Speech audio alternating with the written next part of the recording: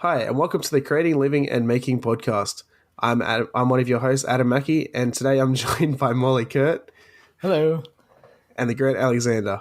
Hello. So, guys, it's been 5 days since we last recorded, I think. You Feels like a lifetime. got much done? It feels like just yesterday. It does.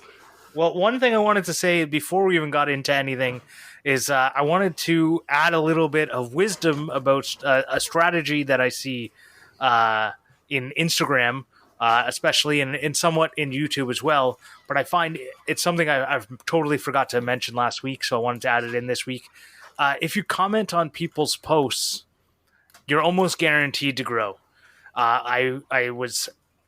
This guy I follow, we both hit 500 in the same week. He literally comments on every post, which is great, and he's engaged and everything. Like, he's not doing it just to try and grow. I think he just genuinely is commenting on people's posts, saying like encouraging things, not like thumbs up. No offense, Fred McIntyre. Like he actually like comments and like tries to make conversations with people and stuff. But he's now at 10,000 subscribers or followers. Sorry, it's Instagram. So we hit 500 in the same week. I'm at 1,300. He's at 10,000. He comments on everyone's posts. I don't because I'm lazy. How much of that do you think is causation, though, and how much is correlation? Like, I think so. He's not the only one I've seen that does that. So Zach Builds another one. He's at 27,000 subscribers, I think. He comments on everyone's posts. Seaman Custom Builds comments on everyone's posts. Like, I see him everywhere. And they're growing, and they keep growing. So I think it has to do with Instagram wants engagement, so they push out people who are engaging. Makes sense. So I've been testing this theory for 4 days now since you put that out. I started with 272 followers on Instagram. I now have 273. It's working. Yeah, that is a positive correlation. No, but like I think you also have to go out looking for new posts to comment on. Like, you can't just. Oh, definitely, yeah. I know what you mean. Yeah. Anyways, yeah. That's just something I wanted to put out there before we got into this week's what am I working on. But in my clamps this week, I finished my dad's poker chip holder, and I'll be giving that to him tomorrow. Because I'm going to be seeing him when I go camping, and that's the other part that I was like, I was all set for today. Like I had like a plan in my head today, and today's been a very stressful day because around noon, maybe 1 o'clock, I went to go change. I was like inspecting my tires on my trailer, and I was like, I don't like the looks of this one. It looks like the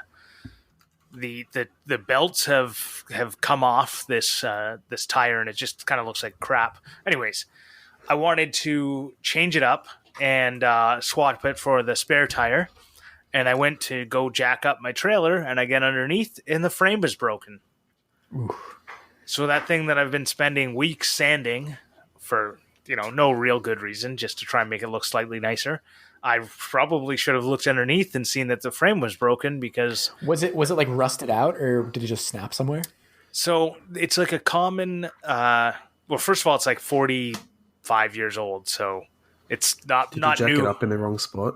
Nope, it's a common problem from it being towed. It just like the internet is filled with people who have broken frames, and they just break always in the same spot on one side or the other. It's just like a bad design.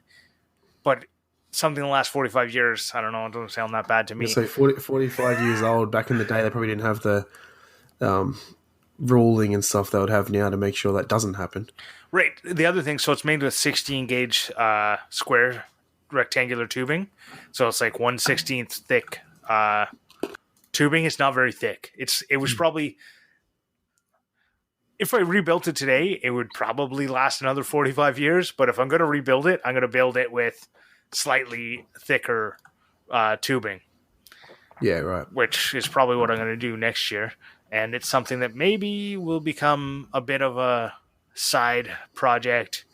I don't know if anyone follows like Andy Rawls or You Can Make This Too, but those two are both restoring an Airstream. Ooh. And that's they're I don't know if that's doing. I might reach out to them and say, like, are your trailer restoration videos actually doing well for you, or are they hindering you? Because it's also a pretty big project, so it's probably something you want to make sure you're interested in enough before you dive into making videos about it. Oh yeah, I guess like I know I'm interested enough in it because I've been doing projects before I was videoing. Mm-hmm. Like I've been redoing this trailer for a while. Yeah. But it's nice sometimes to do something and not film it. Oh, for sure. That's, I think, a I know that topic. feeling. Yeah, I think that's a topic for another whole episode. But anyways, so today I spent some time at my friend's house and we jacked the trailer up and got underneath and welded it and put some extra support in there so it will hopefully hold for at least this weekend. And yeah. Cool. It's actually a nice little segue into one of mine. So I just bought a car. Ooh. So pretty excited about that. Ford Ranger. Nice. Ooh. Yeah, which I talked about last week in the. I actually saw a Ford Ranger today, and I was like, that is did you end up going with like the 2010 sort of year? 2010, yeah. Yeah, so that's what this one looked like, and I was like, it is a pretty perfect sized truck. Yeah, it's such an adjustment though. Like I used to have it's sitting at my work, a Ford Falcon, and like I've lost power in the like high end, and then I'm driving this thing that's like so much bigger. Like, this thing's 5.1 meters long, which I don't know what that is in feet. You can work it out. But yeah, like it's so much bigger, but it's like in my Falcon, I sit on the freeway at like 110 kilometers. Oh, you put guys my foot down to overtake someone. You guys had a different Ford Ranger than we did in 2010. Did we? Yeah, you guys had the newer version, the better version. Oh. So what you were looking at, Morley, you were looking at the smaller version. Yeah, yeah, I know what you mean. Like there's that. Yeah, I got you. It's the more like sporty looking one. Yeah. It's like the Ford Sport Trek a little bit. Yeah, but it's even bigger than that. So like the Ranger you were looking at is exactly the perfect size car. The new Rangers are, to me, a little big. So when you were like, it's 5.1 meters, I was like, oh my God, that thing's big. Yeah. I parked next to a new one yesterday and like it made mine look like a Hot Wheels. They're insanely big. But yeah. But yeah, it's just been a bit of an adjustment, like driving it, like to and from work, because I drive on the highway a lot. So, like before I drive the Falcon, I could overtake someone. I'd put my foot down and just go like 110 to 160, like instantly. This thing, I wouldn't even put my foot down. Like I'd just blow it up if I did. What engine's in it? Turbo diesel. Oh, nice. Yeah, that thing can probably tow like 1 million pounds. Yeah, exactly 1 million. I don't know. Yeah, that's exciting. Yeah, man. so segue. So what I was saying was, there's a few things I want to do to it, so I'm excited to like do like work on it, but it won't be on camera. So like just get my hands dirty and make some things and that sort of stuff, and not film it and cool. And yeah, so yeah.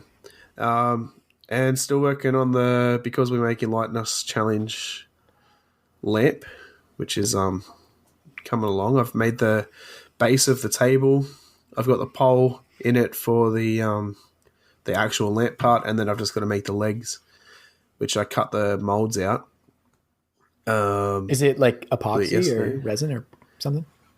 No, so when I say molds, I mean like I cut a what do you call it? Where you cut like a shape out of a like to template.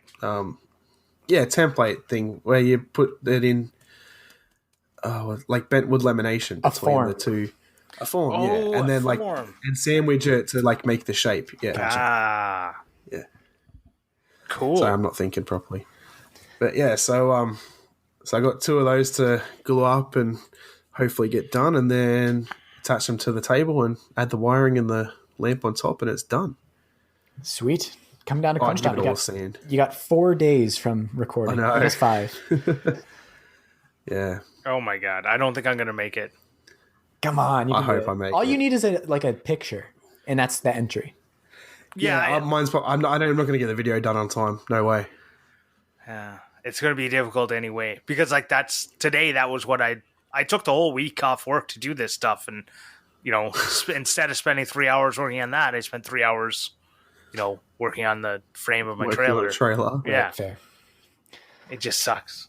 Yeah. And then I'm going camping, so it's not like anyway. I might get it in by a picture, but then, yeah. Well, speaking of days going awry, that kind of segues into what's been in my clamp. So I've just been kind of like I said last week, just doing some brainstorming and working on this tripod strap, which is pretty cool. It's like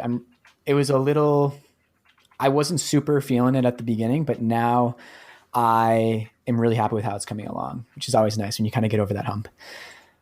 So today I was working on that, went outside, went for a little walk. I like to break up my days with walks sometimes, especially with the whole lockdown thing. It can be, sometimes you realize you haven't been outside in a while. So I went for a walk and I thought to myself, I don't see my bike. And I usually lock it on like one of 3 or 4 bike racks in front of our building. I was like, okay, maybe it's down the block. Didn't see it. Realized that, my bike was definitely stolen. So that wasn't great. I use my bike pretty much every day, basically to get around the city, do Home Depot runs. I do some bike delivery work to make money. So it's pretty nice to have. Toronto's super bikeable, and I try to do it as much as I can. So I was kind of bummed about that. So I just kind of continued my walk to clear my head and started thinking, well, I've heard the common thing to do for bike thieves is they take the bike and they put it for sale on Craigslist or Kijiji, like a online used store. So I was like, well, might as well check out those and see if I can find it online. So go on Craigslist, go through the last day of all the bikes that were posted in Toronto. Nothing. Go on Kijiji, and I see that 2 hours ago from the time I got home, someone posted my bike. It was unmistakably my bike, like no doubt in my mind. I knew 100% it was it. So I was like, okay, I got to jump on this now. If I have any chance of getting this back, I need to call this guy before someone else tries to buy it. And he it was so clear it was stolen. He literally said in the description, needs to go ASAP. I think he said need it gone too. Like people sell stolen bikes all the time. How literally stupid do you have to be? Well, I think the fact of the matter is most people don't care if they're buying a stolen bike online, or they don't do the due diligence to figure it out. Anyway, I also think there's a part of it that's people are like naive to a fault. They because they're just like, wow, what a great deal. Like, can you believe the deal I got? And everyone around them's like, I'm pretty sure you just bought something stolen. And they're like, no, I'm just such a good consumer. Exactly. So I call this guy. I'm like, hey, I saw your listing online. I'm really interested in the bike. Could we maybe meet up later? And I'd love to take a look at it. He's like, yeah, you can come by at 5. So we set up a time, got the address. I was like, great. Now I have an in. I recently met our next door neighbor who moved in recently, who's a super with it urban cyclist. Like he bikes everywhere. He's been biking in Toronto for years and years and years. I'm like, he's gonna know the strategy to go about this. So I knock on his door. I tell him the situation. He's like, okay, there's a few things you can do. He's had a bunch of friends that have gone through this situation. The cops aren't going to do anything. Number one, Toronto is the bike theft capital of Canada. It's small potatoes for the cops. They're just going to tell you not to go, and it's a lost cause. So that's off the table right off the bat. So in other words, people steal bikes because they know that cops aren't going to do anything. Probably. Yeah. And it's easy. Well, if they get caught, I'm sure that something would happen. But anyways, the thing he's seen that has worked is you do what I did. You call saying that you want to buy it. Ask to take it for a spin. Very normal thing to do when you're buying a bike. Ask to just take it around the block. And then you just book it out of there. And he says the other thing you want to do is take like a junky wallet, fill it with some random stuff so that if they're a little squirrely about it, it's like, yeah, you can just hold on to my wallet while I take it around the block. They don't know that the wallet just has nothing. Oh God, that's such a dollar store wallet. That's such a great idea. Yeah. Well, luckily I just made myself a new wallet. So I have my old one that's doing nothing. So I was like, perfect, I can do that. So I was like, okay. At this point, it is probably like 2:45 p.m. The place is about a 45-minute walk away. So I'm like, all right, I'm going to take some time to strategize, get that old wallet. I fill it with like condoms, random stuff like floss threaders. I put a note in there that says like, you stole my bike. Just, I don't want to make him, I want to ruin this guy's day, but also be funny about it. So,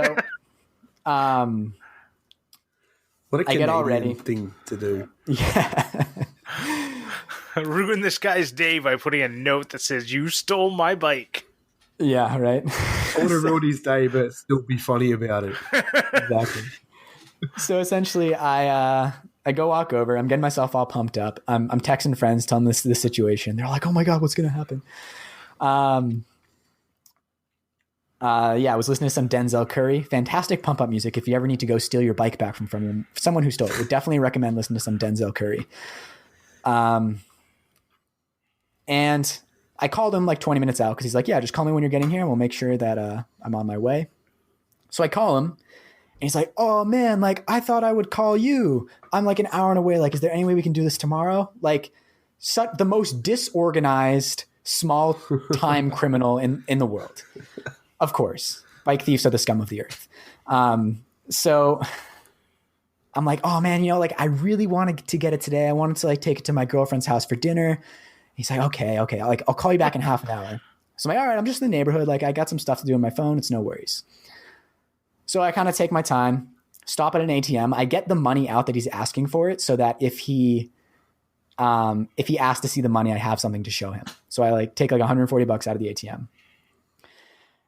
Continue on my way there. Where the bike is like the center of Toronto. Like it cannot get more downtown urban like this. So anyone who's scared for my safety, very, very public area in a wealthy area. So unless he asked me to come up to his apartment, in which case it's COVID and I'm not going to do that. I felt pretty confident with my safety. So I get there, kind of case the area just to make sure that I have a good exit route that when I get on the bike, I can get out of there. And I see the bike. It's locked outside. It's locked to a junky cable lock. And I was like, okay, well, at least I know it's here. And kind of just like walk around. I'm like, oh, like if I just took my car here and I had some tools, I could just cut this thing free right now and be done with it. I wouldn't be breaking any laws. It's my bike. I guess you could claim destruction of property, but I'm pretty sure the cops would side with me in that case. So I got to get to thinking. I go on Google, see like, okay, are there any hardware stores around here? Yes. And this is getting exciting. Yeah, I see. It's the center of Toronto, so it's not the best for hardware stores, right? Like if you've ever been in the downtown of a city, like yeah, there's shops everywhere, but like straight up amenities are kind of hard to find. I remember when I was living in Montreal and I was living in Montreal and I was trying to find a Frisbee. It was like the hardest thing to find. So I found a Canadian Tire, which for the non-Canadians out there, it's like a cross between Home Depot, Target, and Walmart, and Pep Boys, as Grant likes to say. Those in Australia, it's like Kmart, Tire, and Auto. Yeah. So it's got tools. It's got everything. There's one like a 10-minute walk away. So I'm like, oh, I don't know. Like, I don't want to go there, come back. He sees me coming with bolt cutters and... But I'm like, no, if I can avoid this confrontation, this is the thing to do. So I'm like, all right, this is the game plan. Got to beat him, get this before he gets here. So I start running up the street. I'm jacked up. I literally run into two friends on the way, like no joke. And I'm like, guys, you're not going to believe what's happening right now. Oh, okay. Wait. Sorry. I got to back it up a little bit. Oh, okay. So when I get there to see the bike, there's a bunch of construction workers outside. And I explained the situation. I'm like, guys, this dude stole my bike. I found it on Kijiji. I'm here to get it back. I'm meeting him. Like, if you guys have any tools, would you mind just cutting it free for me? Like, I'll show you pictures to prove it's my bike. And they're like, no, we're not getting involved with that. Understandably, I probably wouldn't have fired them either, but just to kind of build a scene. Like, there are lots of construction workers and stuff around. Okay, anyways, back to present. I'm running to the hardware store. Again, it's COVID season, so like there's a line to get in. I'm a little worried that it's going to take too long. But I get in. Didn't take very long. Get to the bolt cutter section. knowing me, I'm like the bolt cutter section. yeah, like the hand tools. I'm hemming and hawing, like, oh, should I get like the slightly cheaper half or like 3/16 inch bolt cutters or splurge for like the 3/8? And I'm like, what am I doing? I want the biggest FU bolt cutters so that I can get in there, free it, and get the heck out. So I buy the biggest bolt cutters they have, which holding them up for the boys right here. So it's these guys. Ooh. Those are nice ones. They have a tag on them like they're like from the police station. No, it's a tag from the store. Because I was thinking like, okay, well, hopefully I can just return them afterwards and I'm not out $70. $70? $70? Yeah. What? Well, you got to wait for those things to go on sale because I wasn't waiting for any sales in this moment, Grant. So a Canadian Tire, for anyone who's Canadian is going to get this, you don't buy any tool unless it's 75% off. Because that's every single one of their tools, especially that was a Mastercraft branded, which is the Canadian Tire brand, goes on sale 75% off at least once a year. So it's, yeah. Anyways, I get it. You obviously weren't waiting. I like how you time it is what it is. Bolt cutters and get your bike back in. All Grant's worried about saving money. So at this point, I had called him like a couple times just trying to get a sense of his timeline because I'm a little worried that like we're going to arrive at the same time. He's going to freak out and run upstairs or I don't know. So you should just say to him, "Oh, mate, you know what? We'll just meet up tomorrow." No, but I was on a mission. I wanted to like get it done. That's what I mean. So then he won't worry about trying to get back. I didn't want the chance that he would sell it to someone else. Like this was my bike. I was getting it back. So I go upstairs, like because it's like an expensive tool. They're like escort me upstairs. I'm like running ahead of the store associate. I call him in line, or he calls me when I'm in line. He says, "Hey man, I'm 20 minutes away." So I'm thinking, perfect. Like I can definitely get back to the apartment within 20 minutes. I check out, start booking it back. I'm rounding the corner to the apartment or to the condo building. And I get a call from him. He says, "Hey man, I'll be there in 5 minutes." I'm like, oh geez, that is cutting it a little close. So I make it the last like 100 meters or whatever. There's a group of construction guys around the bike. And knowing how these situations go, I just made a beeline for the bike and just started cutting, like not talking to anyone. Like I'm just getting in and getting out. I didn't want to get hassled by a security guard because they'd be like, "Oh, you're stealing someone's bike. We're going to make a citizen's arrest," whatever. Which isn't even a thing, but yeah. Anyways, I didn't want any trouble. I just wanted to get it. I just wanted to get the heck out of there with me. Yeah. So I start cutting. These guys are like, "Oh, hey man, you're like trying to cut that lock." I'm like, "Yeah, it's." So I like rapid fire tell my situation. Like, "Yeah, this dude stole my bike. I was coming here to meet him. I'm like, he's late, so I'm just saying, like, screw it. I'm doing it myself." And they're like, start to help me. They're like, "Oh yeah, you just gotta pull it tight, get it out." So, chink, lock breaks. The dudes are like cheering. At this point, I must have had like a minute to spare, and all right, I'm gonna have to curse. I can't not curse. So they you can bleep this out if you want. So as I'm leaving, I yelled at these guys. As I'm leaving, I yelled at these guys like, "Yeah, the dude will probably be here in 5 minutes. Tell him to go fuck himself." I'm just like I'm so mad at this guy. He just ruined my day. Yeah. And I'm biking out. I'm like, great, I got it. I do have a bolt cutters on my shoulder and I'm riding a bike. So I was a little nervous that I was going to be stopped and someone's like, "Oh, you definitely just stole that bike." But I felt pretty good. I felt in the clear. And I was like, this guy is Did you put them in a backpack or something? Or you just were literally holding... Oh, yeah, God. It was in my pockets. The fake wallet full of condoms and everything else. So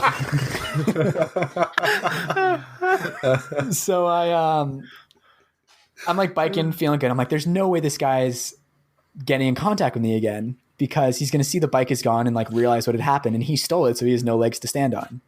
But sure enough, 5 minutes into my journey, I get a call from him and he says, "Hey man, I'm here." And I said, "Oh, okay. Well, I got my bike back. So screw you and stop stealing bikes. It's a really shitty thing to do." And he just goes, "Okay." And I say, "Bye," and just hang up. What? Block his number. I actually, honestly, like, yes, it was a nice win. It was nice revenge, but like, it's not the nicest thing, just like inserting negativity in your day. So I kind of wanted to block his number before that. So I just didn't have to do, like, I avoided one confrontation. I didn't want to have anything else. But at least he now knows that stealing bikes hurts people. Well, it sounds like he doesn't know because he said, "Okay." No, like, he sounded so sheepish, and that's what my next door neighbor was talking about. He's like, usually these guys, like once you confront them, they're so small time, just like whatever, they'll just get sheepish and like they're not the toughest gangsters in the world. Yeah. Saddest thing though is that I was like, okay, great, I can just return these bolt cutters. I used them once, they're in great condition.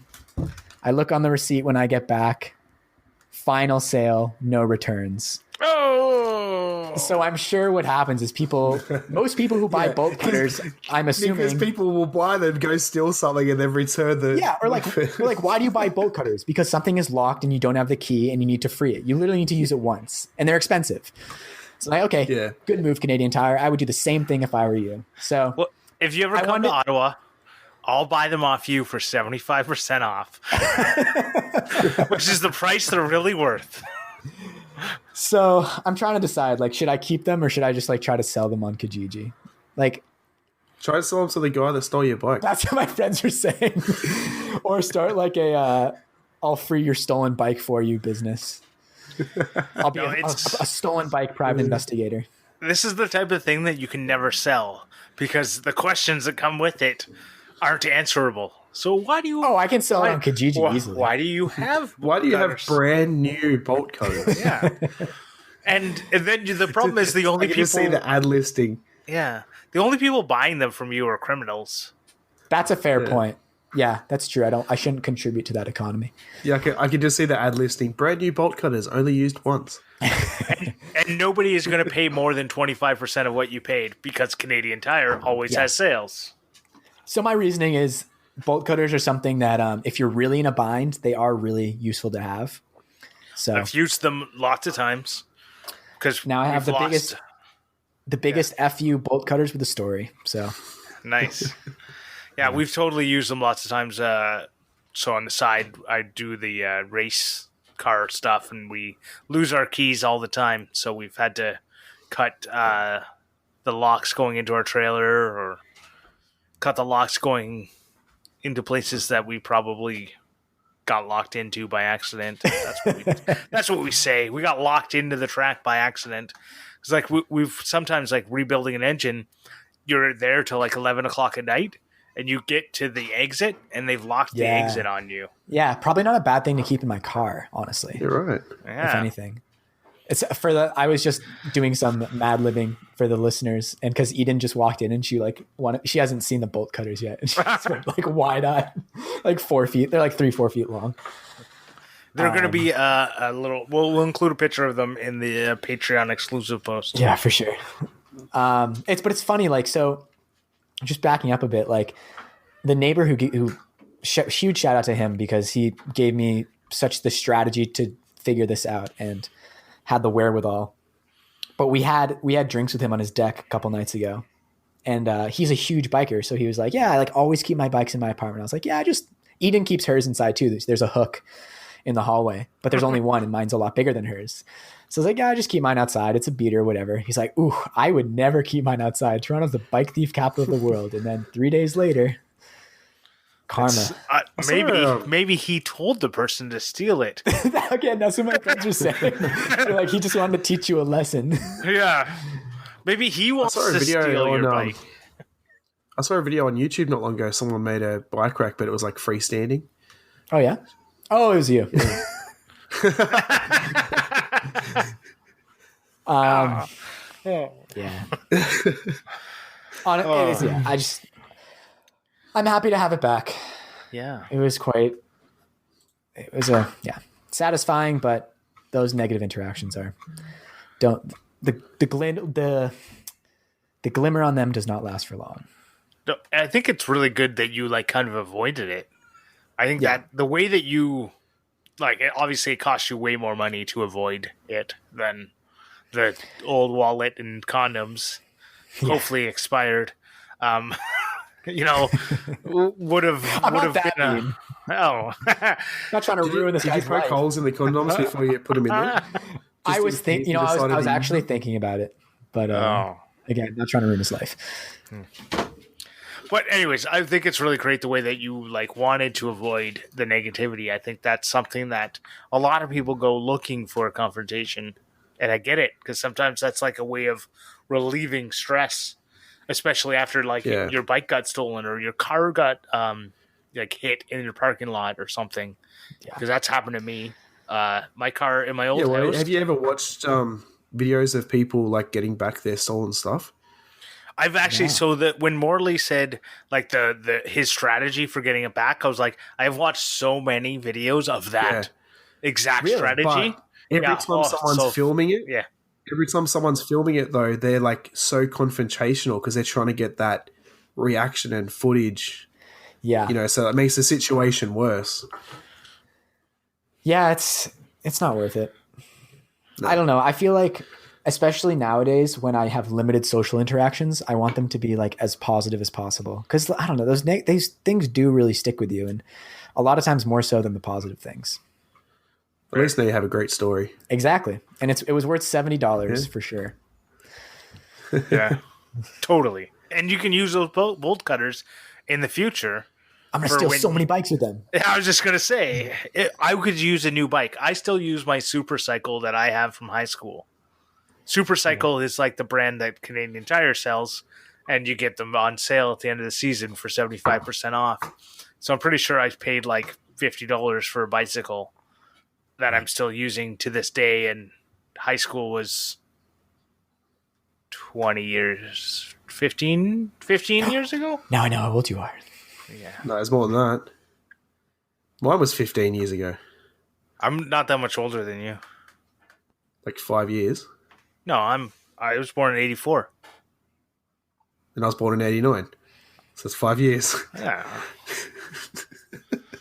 I don't know. Math Sorry, is just hard. to make you feel old. Yeah, math is hard, okay? Anyway, let's move on a little bit. Have you actually worked on anything this week, Morley? In the last 5 days. He said tripod strap. Yeah, we're working on the tripod strap. Oh, yeah. Yeah, and just like real quick. Distracted by the great story. It's been like a good amount of work figuring out getting to my sister's wedding in the States. But so that's been taking up a lot of energy. But looks like we're going to do it. So I see you can go. Fingers crossed. We think so. It's it's like 90%. Is it one of the... You'll have to quarantine, I guess. Yeah, well, 2 weeks. We're already making our quarantine plans. We got lots of fun stuff. But is that you have to quarantine when you come back, or you have to quarantine both ways? Just when we get back. We were a little scared we'd have to quarantine both ways, but that is not the case. I just have to get a negative COVID test before. Actually, I have to get 2 before. Oh, yeah. I'll save that for next week. Yeah. I saw that on Mark Rover's last video. So does that mean that we're going to have to find a special guest host for a couple of weeks? I can duck away for an hour. It'll be okay. Okay. I'm there for a week. I can find an hour. Yeah. All right. Well, let's move on to our topic. Yeah, which has nothing to do with stolen bikes. Yeah. I could talk about like stolen bikes all day, but so this came up in the after show last week, right? Yeah. So that's how we came up. Yeah. So during the after show last week, we started talking about like our dream houses and dream shops and that. So we decided that we wanted to elaborate a bit more on that on an episode. Yeah. So I guess I'll start it off. When I was young. What is the topic? Dream house, dream shop. Dream house, dream shop. I missed that. What? Dream house, dream shop? Grant, we have been talking about that. Oh, it's been a stressful day. This is not my first beer. You're actually being serious. You didn't know what the topic was. No, I did. I didn't hear it, though. I didn't hear you say it. I was going to say, I thought you... Anyway. All right, sorry, guys. When I was a young kid, the town I grew up in had like a very historic main street, like very classic American downtown, lots of brick buildings and whatever. And there was this old library at the head of the main street, at the top of the hill. And I always thought it would be like the coolest thing ever to live there. Because it's like it has this very like haunted kind of feeling. And I think I've always just thought it would be cool to buy like an old Victorian mansion or something and really just like deck it out and make it my own. I don't know. Maybe that was too much reading like childhood spy novels when the spy master uncle has like this Victorian mansion with all the hidden chambers and everything. But I always thought that would be really cool as a kid. But now a few years older, I kind of realize how much work would go into taking an old decrepit mansion and modifying it. So I don't really know if that's the case anymore. There's also like weird things with old houses where like a lot of the proportions don't make sense. You have a lot of little rooms where it feels very confined. So I don't know. Grant kind of mentioned this in the after show last week. It's like your dream house is this amalgamation of all these things that can never fit together. So you have to kind of choose one. It's so true. It's impossible. Like you want a cabin in the woods in downtown. You're just like, yeah. You want 5 acres of downtown property is what you want. My dream house is actually quite funny. It's actually pretty much just an American house. Oh, like your standard shingle colonial. I mean, of course, I would love a big house. I've designed houses when I've been bored in the past. I'd love to have a house that wraps around a pool and all that sort of stuff, and like an indoor pool. But I would just, here in Australia, I don't even know if it's legal, but I would just love to have a basement underneath my house with like a double car garage access that I can actually bring material in, and that be my shop. Mm-hmm. Fully soundproof that I could go in there at midnight. No one would even know I'm in there. And then a house on top. Like that would be sort of the dream. If not, I'd love to live on like acreage with a huge like F-off shed out the back as a workshop. Nice. And again, soundproof so I can work on it in there anytime. Yeah. Just like David Picciuto. Or like Jimmy Dresta. Bastard. Yeah. Like, he just has no neighbors and doesn't have to worry. Yeah. Well, if you got acreage, it doesn't matter. Yeah, that's true. Yeah. As long as it's far enough away from the house. Right. Which I think that's like, I think Jimmy's far enough away from his house, but he also like, he doesn't have kids, so it's not as big of a deal. So it's funny. I think it's kind of hard for me to think about my dream shop because I don't really have a workshop right now. So it's like any sort of dedicated space would be better than what I have right now. Well, that's even the same for me, and it's probably the same for Grant, is that I have a single car garage as my shop. So like a dream shop would be a double car garage. Yeah, exactly. So my dream shop is actually smaller than my current shop. Like if I were to not move, if I just had dream shop, not dream house, it's a backyard, like not much bigger than, like smaller than what I currently have, because then heating is better. Like, so this is like money is no object versus money is like reality. Reality is I could have a dream shop in my backyard. Oh, cool. Yeah. Do you think that's something you might pursue at a point?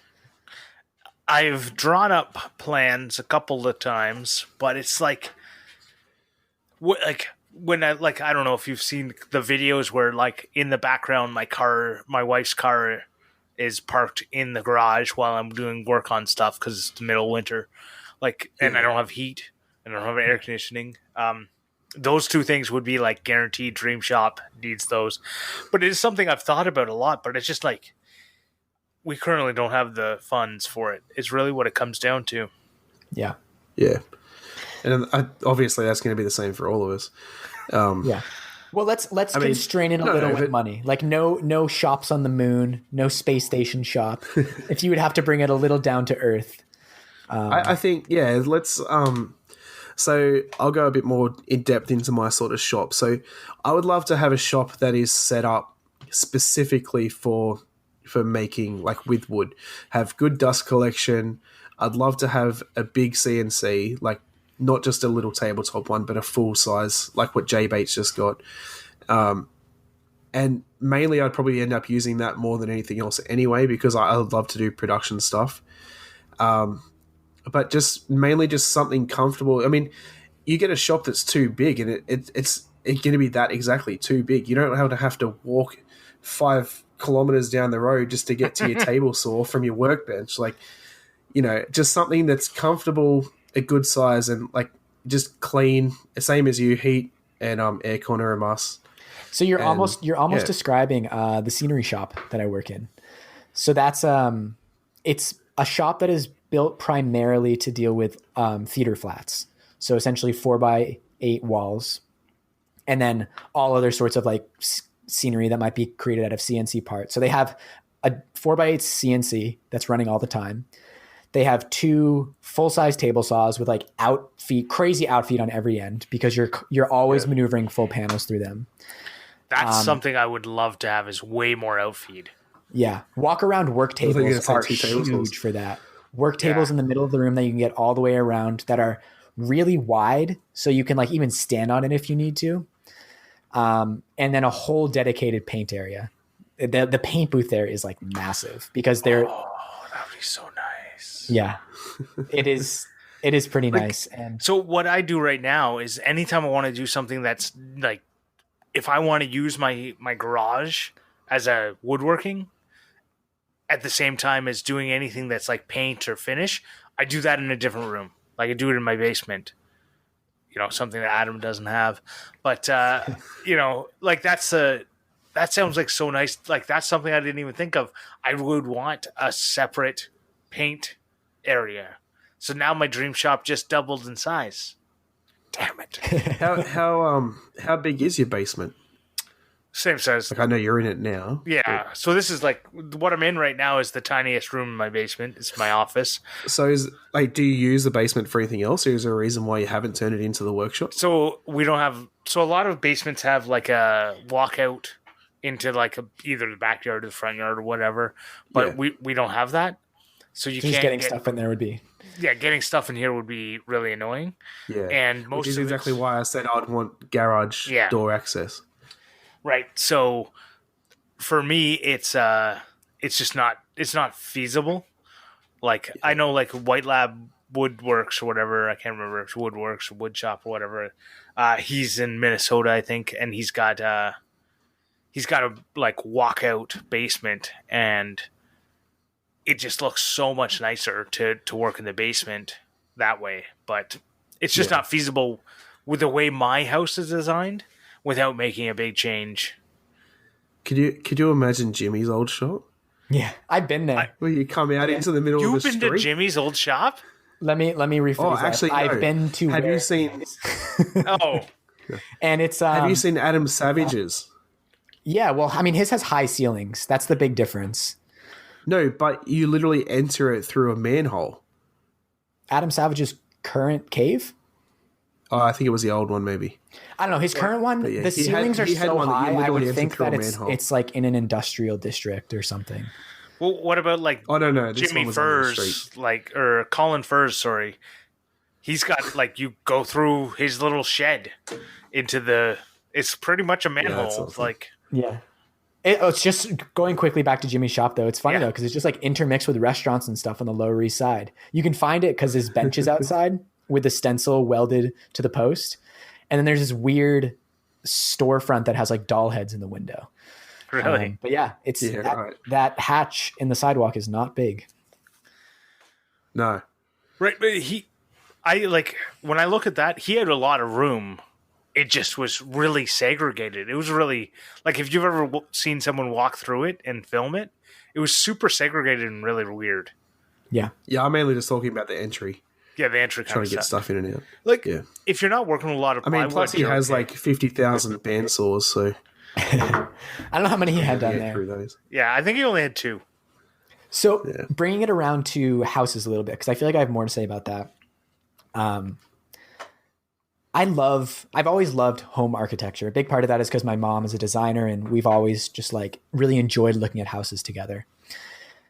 And I feel like when I think realistically about like how I want like my life to look in a house, a modern style house like makes a lot of sense, because all like modern homes to me, like when you boil it down, it's basically just like you're creating the home to mirror the interior layout as much as possible. You have a series of boxes. It's just a series of rooms that are all connected. And if I could just arrange those rooms however I wanted, I feel like it would just end up looking like just a modern house from the outside. I mean, that being said, you can do a lot with the outside, but I've always thought that. I was like, yeah, I feel like when I think about like all these different, like if I want like a library and this big kitchen for entertaining, whatever else, like it would take that form. It's interesting because I like segregation. I know there's like I love having a big open space in a house, but I like having segregated rooms that are like this one's for this purpose. Like you say, like I want a library. I don't want my library to be in my kitchen. But a lot of people like want a giant open concept. Everything is open, right? It's like I don't want that. I want to have like if I were to have a ginormous house, I would want separate places, but I want one place that's big enough to entertain all of my friends, so 3 or 4 people.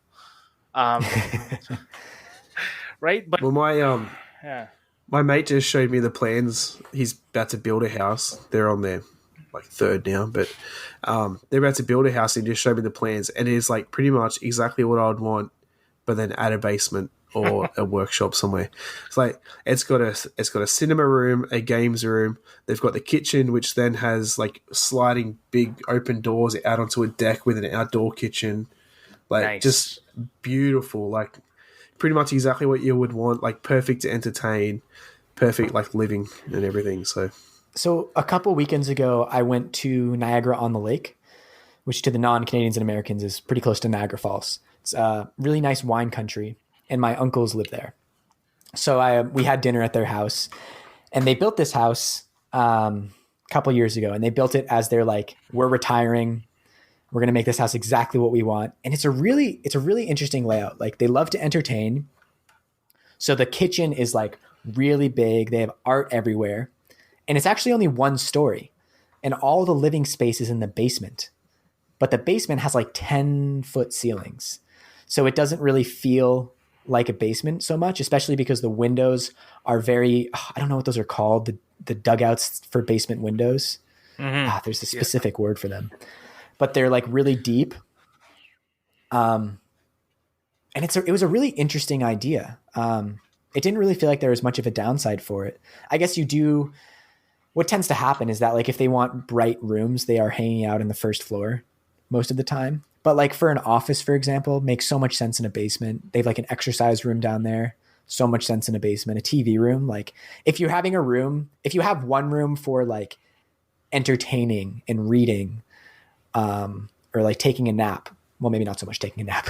You might probably want that room to have windows, but if you have a room that's like a TV room, there's no reason it has to have big old windows. So my basement, like, I don't know why, but whoever was the stupid person who decided which room was going to be what, decided that the furnace room got the window and the laundry room got the window and everywhere else doesn't have windows. Like, whoever, like, so the previous owners finished, like, did all the finishing on the basement. So at that point, they easily could have decided where to put the walls up. And they put walls up around so that the laundry room and the furnace room both have the windows. And nowhere else in my basement has windows. So I spend like most days 8 hours a day in a windowless room in my basement, which is really great because it's like no sun, so I don't get very hot. But other than that, it's kind of you feel depressing. A little weird. You feel a little weird after a while. Yeah, like I go upstairs and I just go, whoa, it's so bright out. What the hell? Like you feel like it's night all the time. Yeah, I love having my main living space very bright, as I'm sure most people do. And my mom, in her home office, they basically renovated the barn that was on their property. So the whole upstairs of the barn is all insulated. It's all finished. It's her like clean work area.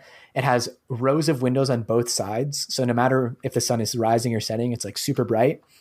And then downstairs is like a 10-foot ceiling, furniture storage and painting.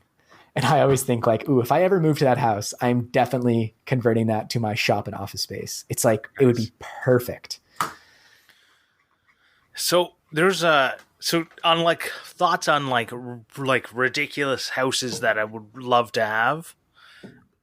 There's an old firehouse in downtown Ottawa that's been converted to being an actual like house.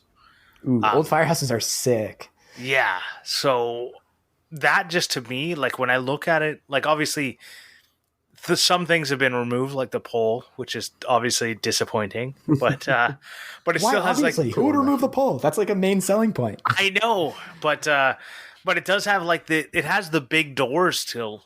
They've been like, it looks like they've been converted to like windows, but they didn't remove the fact that it had like giant door, like the garage door for the like fire engines to come out.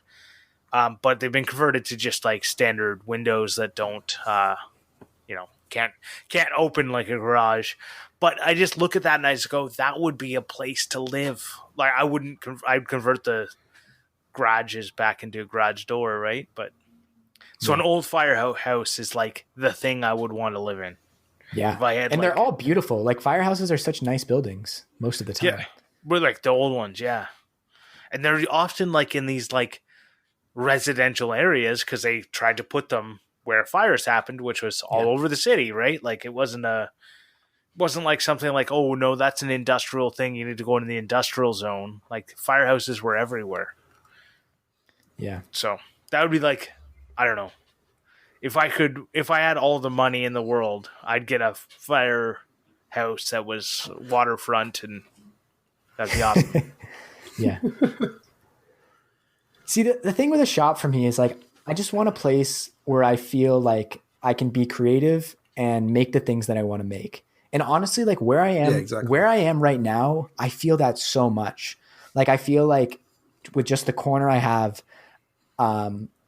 the possibilities are endless, and I can go in there and get an idea and like make it become a reality. And maybe it's just because like I've done enough sorts of different projects there that I've gotten the confidence.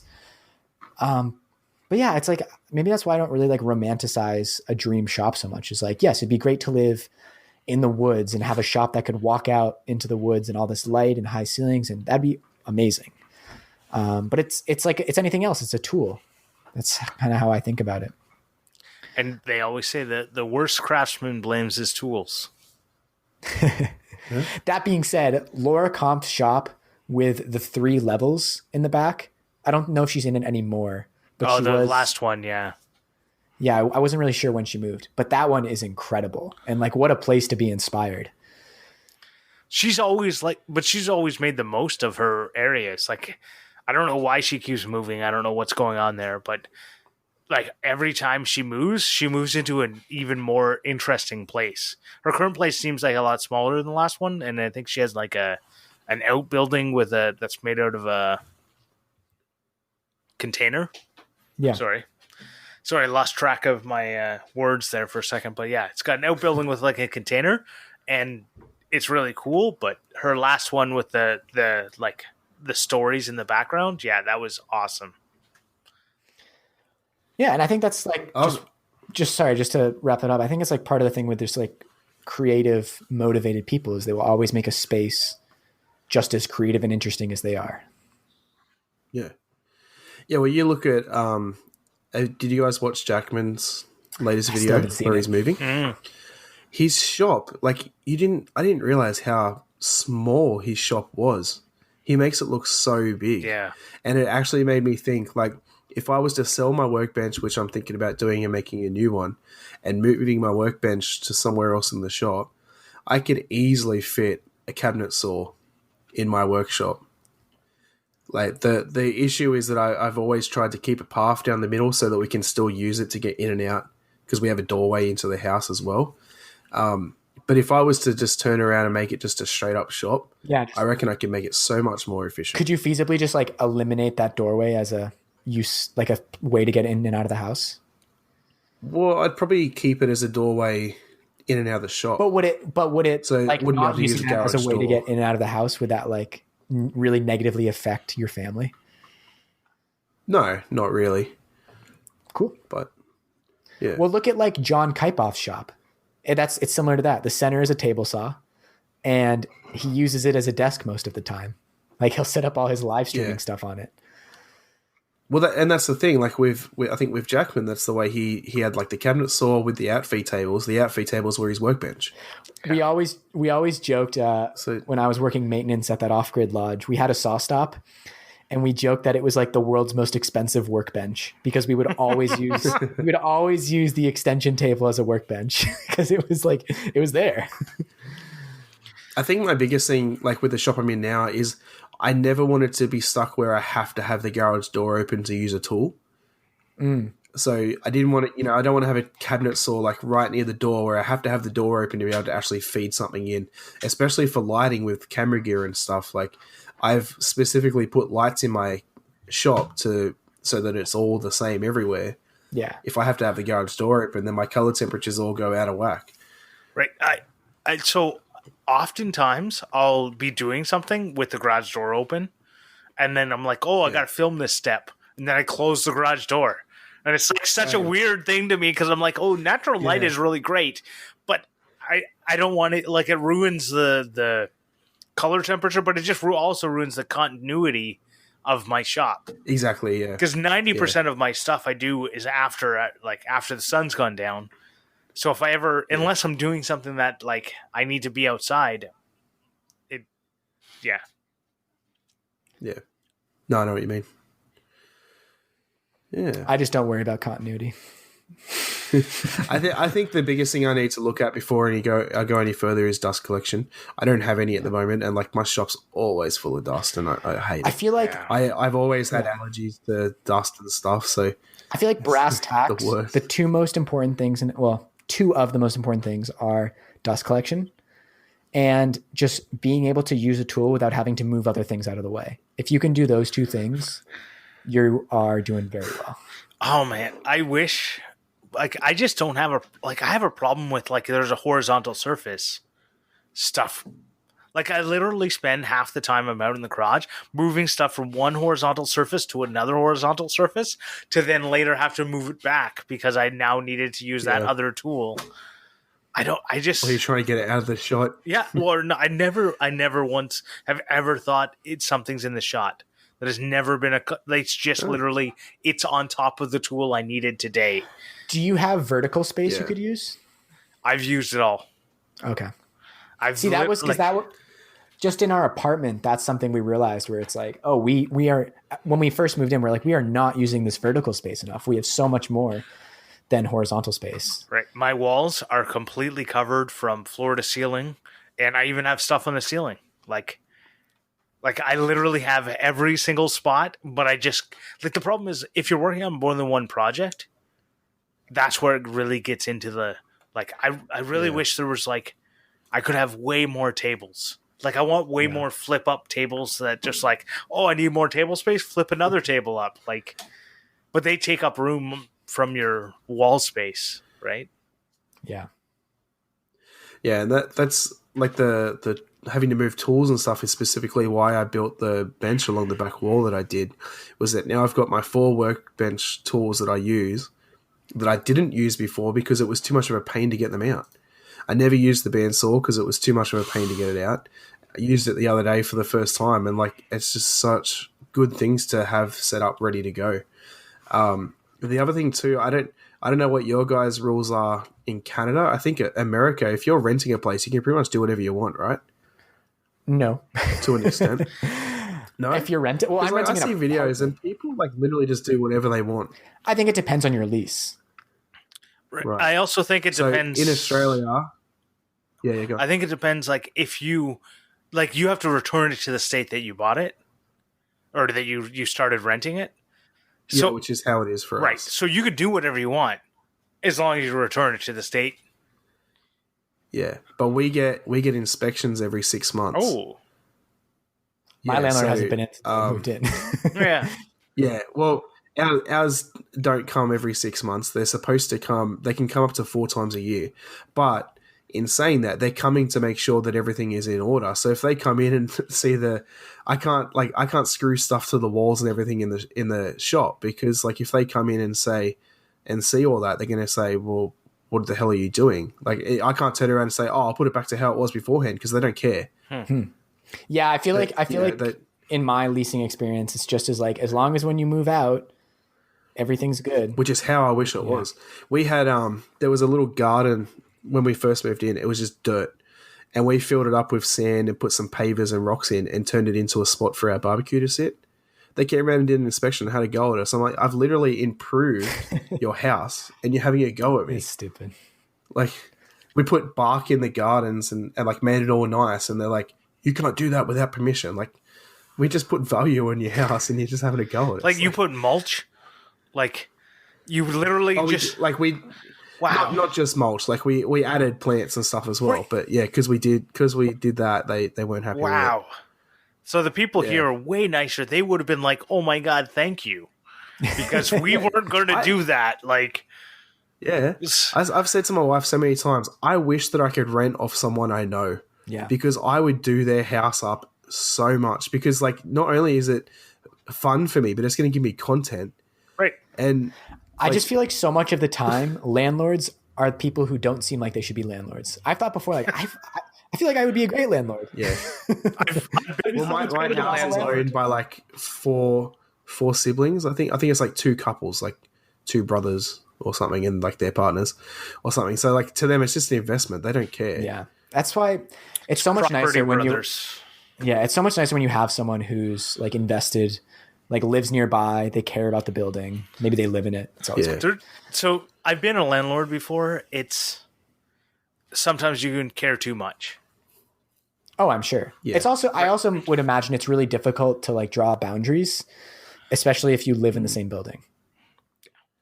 When I was a landlord, I lived in the same house. Yeah. So I rented, like, I had a 5-bedroom house, and I rented the 4 other bedrooms out. Mm-hmm. So funny. Well, it doesn't start off funny, but funny story. So I live in a duplex, so like there's a house attached to my house, and the person that's living there lived in the house separate, like the separate house next door in the next block to that. Her house burnt down about 2 years ago.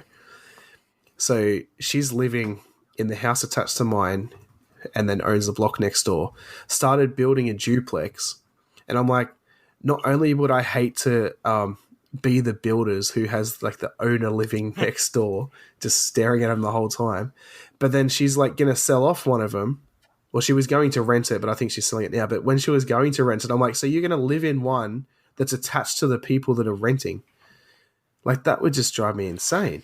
It can be you great can't do anything. Or horrible. It's either the best of times or it was the worst of times.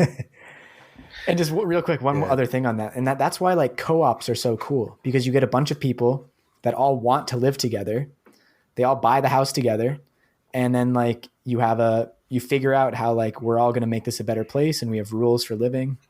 So I feel like that's the ideal situation. Right. Until you live with someone whose rule is, if you want a clean dish, then you should be the one to clean it, not the person who dirtied it, which is what I lived with. And I went, what do you mean? What do you mean? Whoever dirties the dish cleans the dish. It doesn't make any sense. Anyways, that's cook doesn't clean where I come from. Well, yeah. If you're cooking, if you're cooking, that's like Fast and the Furious, isn't it? Yeah. Which is random that I got a movie reference. But anyways. Moving on. All right. Do we want to move on to our Clampmendations? Yeah, but first, why don't and we'll come back to Patreon. Oh. Okay. Mackie's doing it different. We're gonna mix it up a little bit. Yeah. All right. Grant, you want to start? All right. So to go along with what happened to me this week, I'm going to recommend that everyone goes out and buys a welder. Whatever it is, just buy one. It's helpful to have a welder. My friend has one, luckily. But I would like to have one day. That way, I don't have to tow my trailer with a broken frame down the street. While it's like literally every bump, I could hear it just like breaking even further. But I was just get some JB weld. Yeah, JB weld's perfect. JB weld, maybe a couple extra bolts, you're good to go. Okay, but, real talk, is JB weld literally anything other than epoxy, or is it just gray epoxy? It's gray epoxy that works on metal. Okay, I'm skeptical. Doesn't it have like metal in it? Yeah, but it's not like Okay, other than the one time I used JB Weld on my bandsaw and it's still working to this day. I've never used it, and it worked ever. Okay. Yeah, I've used it once, and I don't remember what I used it on. Every other time, the thing literally broke immediately when I looked at it and went, Are you dry now? And it was like, yeah, I'm dry. And it went, okay, let me touch you. And it just fell apart. I went, I don't understand why everyone thinks JB Weld is the best. So have a real welder. All right. Well, I'll go next. I want to get a welder, by the way. That's on the list. Maybe not in this apartment. Maybe at the next one. So, well, maybe you should move out of an apartment and there's rent always a way. home. There's a will, there's a way. So, I'm a big fan of the band Wolfpack. They're an incredible funk band. They are a very talented group of guys that give off the vibe of just being like a very funny group of friends. And their digital, the Wolfpack itself isn't my Clampmendation. It is, but it's more specific than that. So they have always been like at the cutting edge of digital marketing. Back in 2014, they put out a Spotify album called Sleepify, and it was literally just 10 30-second tracks of silence. And they told their fans, go and listen to this while you sleep. And they used the royalties from that, which I think totaled about $100,000 to pay for their tour. Of course, Spotify took it down at a certain point, but at that point they already made like $100,000. So mission accomplished. So they're always like, they just have such an incredible close relationship with their fans where like sometimes their fans will make jokes that are funnier than Wolfpack itself. They actually, one thing they did recently was they put out an album and they told all their fans to green screen themselves in front of the band because it's just an instrumental and do a song to the make a cover of the song, green screening themselves in front. And they're like posting them all to their YouTube channel. So those are all like blowing up. But the coolest thing they did recently, sorry, this is a very long-winded way of coming around. That's a Morley way of coming around. That's a Morley way of coming around if I ever heard one. The guy who's kind of the genius behind Wolfpack, his name is, or at least the face of Wolfpack, his name is Jack Stratton. So he put a video on their YouTube channel saying that they are auctioning off the 10th track on their most recent album. It's on eBay. You can go look at it right now. And the winner of the auction, which I think from the date of this recording expires in 23 days, they get 2 minutes and 30 seconds on the track and they get naming rights. The bid right now is at $50,100. So in this video, that is insane. In this video, they're like, your band could buy it. Your band could be in a Wolfpack album. Apple could buy it and put an ad on it. So with the way eBay works, you don't know who's bidding on it. It's a blind auction. They won't know until, you actually may never know until the album comes out. So as always, Wolfpack is like the Dane Cook of music. Dane Cook revolutionized digital marketing for comedians in a way that people weren't doing it before. Grant's shaking his head. Grant, what's he stole everything. So okay. Yeah, he's like literally the biggest thief in comedy, and that's why you don't hear from him anymore. But I can't speak to that, but I will forget about Dane Cook. Wolfpack they're just always coming out of the gate with something like so creative. He's the Steve Jobs. Yeah, fine. They're the Steve Jobs of it. They're always coming out with something that's so creative that like no one else is doing this. Like whenever you think that every way of making it as an individual creator has been done before, Wolfpack is like, nope, we're just switching it up. And it's not even just their marketing, like their songs, their videos, they're so unique. And I don't know, I've just felt so inspired by them this week, especially like kind of in between projects and thinking like there's enough people out there all doing the same thing. Do the cool thing that you want to do. Like Wolfpack is not wasting any time trying to please everyone. They are doing it their way and it's working and people love it. What I love about it is, so like a couple years ago when I was looking into like, oh, should I start a channel or not? I watched Matthias Squandel, Steve Ramsey, and John Hayes. They all talked about, there's no room anymore. It's oversaturated. I went, there's always room for someone to do something different. Yes. Right. And it's all about like, there's room for someone to do something creative and new and different. And what we don't have is room for people to do exactly what they're doing. There's no room for someone to come with a new Steve Ramsey. There's not a room. Like, he's taken. Steve Ramsey is done, right? Yes. Matthias Wandel is done, right? You don't need another one. There's no room for another one of those. But there are still people today who put out new videos on the very similar, like, I build things, like I make my own tools, okay?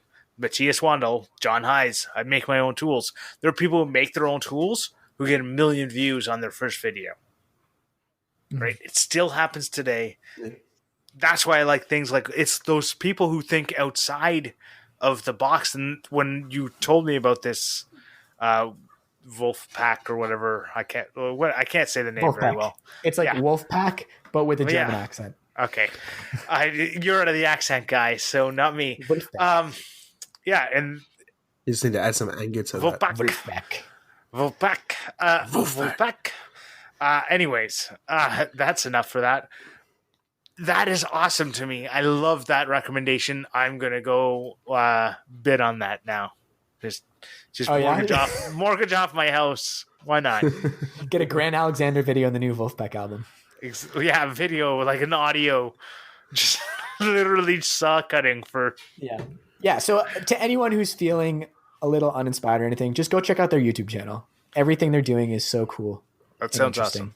And new. All right, Adam. What about you? So I bought this for my son, actually. So I've been doing been trying to think of these videos to do with my son that people can do with their kids and stuff. And he's only 4 years old, but I bought spiral blades for the scroll saw. So like they cut in any direction. Oh. And my thinking was, like, with him, so I was going to cut out a dinosaur because he asked for a dinosaur, and then he can just cut it into random shapes and then, like, have a puzzle. So with that, I thought if I get the spiral, he doesn't have to think about what direction. He can just move it around. Well, I put one in the other day to cut out this template for the legs for my Because We Make lamp thing. And, like, it is so cool. That is amazing. Like, you don't have to try and turn the wood. Like, you just move it around, and it's such a cool tool. Like, I would never use normal blades again. It cuts so smoothly. Like, it's just so nice to use. That's so cool. Is there, like, any downside? Like, does the cutting behavior behave differently from, like, a traditional blade? I don't think so. Because, like, you make it tighter. You know, if it's not cutting straight, just make it tighter, and then, like, you can cut straight. I haven't found a downside yet. I mean, I haven't used it that much, but, like, from what I've used it so far, like, it's such an amazing, like, tool. Even I was cutting on the bandsaw to cut out the template, and, like, my bandsaw didn't have the throat that I needed to turn the wood. So I thought, I'll try the spiral bit. I ended up just doing the whole thing with a spiral bit because it was so much, like, nicer and better to use. The only thing with the spiral bits is they don't have the same, like a scroll saw. You can get some really good finish cuts, and a spiral bit doesn't have as good of a finish. So, like, if you wouldn't really use it for inlay, like, really, like, what's that guy? He does amazing scroll saw work, and he's really funny. I know it's a terrible description. God, like, dang it. Scroll saw Justin or something? He does crazy inlay stuff. He might. Like, it depends on what you're doing. Like, if you need those super tight things, you might use it. But the problem is sometimes you don't. Yeah. It'll give, like, a slightly rougher finish. Yeah, so it's on Twitter. I would have never thought of that. On Twitter, it's Scroll Saw Scrib. His name's Justin. Scrib. Right. Scroll Saw Scribbler on Instagram. He does, like, insane detail work. Stuff that... I would assume with any blade, though, you would still need to do some finishing. Yeah. Like sanding and stuff. So. Yeah, but it's like, how much? Yeah. And I think it's like one of those things that it's like, it's a small amount. And if the amount of time you save by using this, anyways, doesn't really matter. That's cool. It sounds great. Perfect for what you're doing. Yeah. Oh yeah. Yeah. It was cool. Yeah. It cut through like 1/2 inch MDF like butter. Ooh. So. All right. Well, before we wrap it up, huge shout out to TF Turning for the theme song. As I've said before, Yeah. What? You're not the host, Morley. Let Adam do it. I'm keeping it loose. I can thank him. So TF30, he has a role. YouTube channel, in case you didn't know. Oh, really? Yeah, which we link down below. Sometimes. I think. I don't know. Morley, you do the show notes. Do you link him down below? I will this time. I don't know. Do people even click the show notes? I feel like most people just type stuff in. Who knows? So, I don't know. Let us know. If you Adam, look at the show don't notes, forget then to send me thank a our message. patrons. Yeah, I'm going to thank our Patreon. So, if you want to hear more of us in the before and after show, you can check us out on Patreon. Yeah. For as little Adam as is $1 frozen on and- Zoom for me. Hello? Yeah, I think my internet just dropped. All right. Well, since we can't hear Adam, huge shout out to the Patreon supporters. Leroy, and I can't see the end of it because Grant wrote in the show notes. Big Rock Timberworks. My memory also works. Thank you so much, Leroy. Is the F clamp. Yeah, at the F clamp level. Anyone who supports us on Patreon gets access to the after show and the pre-show as well if we do that. Yeah. We talk about what we're drinking beforehand and afterwards. We talk about a whole bunch of other stuff. I mean, maybe get ideas for the next episode. Yeah, we also do a post every week of pictures of things that we either talked about or showed on camera, as oftentimes Adam likes to show things on camera whilst we're talking. And this week, actually, Morley decided he wanted to show something, so we'll do that this time. Yeah, I think this is my first Patreon. It's not really a sneak peek, but it is a very large set of bolt cutters, I will say, that I overpaid for. Oh no. This is anyways. Adam Fullock disappeared. We don't know where he went. He got sucked into the internet ether. Right, so I guess this is a good time to say where everyone can be found, other than Adam, because he's gone. He's disappeared. Oh, he's coming back. He's coming back. Okay.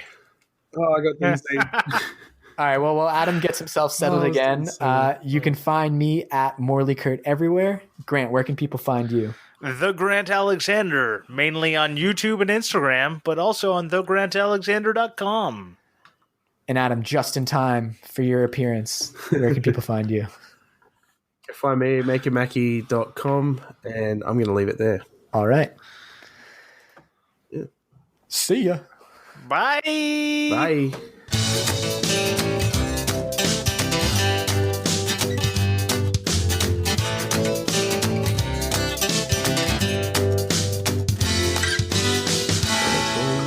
So, what are you drinking? So I had a little bit of a hectic afternoon, so I started earlier, but I polished off one of these guys, a little Saint Ambroise apricot wheat ale, which are very nice. Ooh, sorry, I just clicked right into the mic. That probably wasn't a good idea. Sorry, Adam. Well, tonight I'm drinking another Ashton Brewery Session Ale. So a Session Ale is it's a 4%, so it's a lighter beer. So it's a nice one for, having a session. Is session like is it a specific term? Yes. It is a specific type of beer, like an IPA or a wheat beer or anything like that. It's very misleading. Like I always think session means like seasonal, like it's just a one-off. That's a saison. Oh, another 2-syllable S word. Yeah. But no, I've seen saison beers, and they're usually seasonal. So I get where you're coming from, and I can see the confusion. But what about you, Adam, or as we can call you, Mackie, because you don't like being called Adam? I'm drinking coffee. Oh, Nice. What kind of coffee is it? Robert Tim's. It's just black with no milk. Well, that's why it's black, and no sugar.